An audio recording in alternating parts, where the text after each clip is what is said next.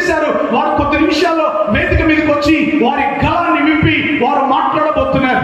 వారి ఆదేశాలను నేను ఎక్కువ మాట్లాడట్లేదు.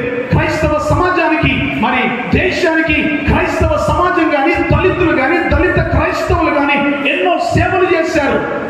అందరూ ఒప్పుకున్నా ఒప్పుకోకపోయినా అది నిప్పు లాంటి నిజమన్న సత్యాన్ని జ్ఞాపకం చేసుకోవాలి. ఒక విషయం గమనించండి, our silence can kill our rights. మన నిశ్శబ్దం మన హక్కులను చంపివేస్తుంది. అందుకే we need to arise, we need to raise our voice. మన స్వరాలు ఎత్తాలి.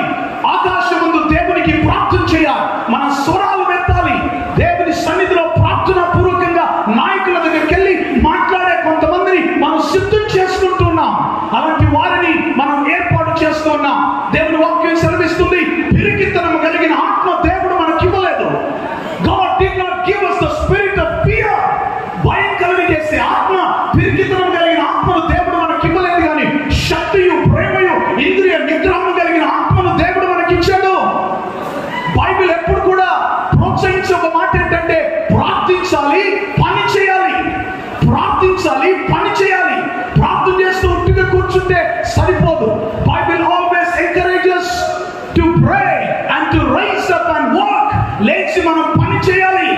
దేవుడు మోషేను పిలిచి అన్నాడు, మండుచున్న పొదల నుంచి దేవుడు అతనికి ప్రత్యక్షమై, మోషే, నా ప్రజల యొక్క వెట్టి చాకిరి, నా ప్రజల యొక్క వెట్టి పనులను నేను చూశాను, వారి కన్నీటిని నేను చూశాను, వారు నాకు మొరపెట్టిన మొరలు నేను విన్నాను. I have seen the affliction, I have seen the oppression of people. భారతదేశంలో క్రైస్తవులు లేక దళిత క్రైస్తవులు అణిచివేతకు గురి అవుతున్న పరిస్థితులు మనం చూస్తున్నాం. అయితే మోషేతో దేవుడు అన్నాడు, you have to rise up. నువ్వు లేవాలి, వెళ్ళి నా పక్షంగా ఫరో ఎదుటికి వెళ్ళాలి. ఈరోజు మనందరం కూడా ఇక్కడ సమకూడబడి మనం చేస్తున్న పని ఏంటో తెలుసా? మనందరి పక్షంగా కొన్ని గలములు అక్కడ ఢిల్లీలో వినిపించే స్వరం కొరకు మనందరం ఇక్కడ కూడి ఉంటున్నాం. మోషేను దేవుడు లేవనెత్తును గాక. ఫరో దగ్గరికి వెళ్ళాలి. ఫరో, నా ప్రజలకు విడుదల కావాలి.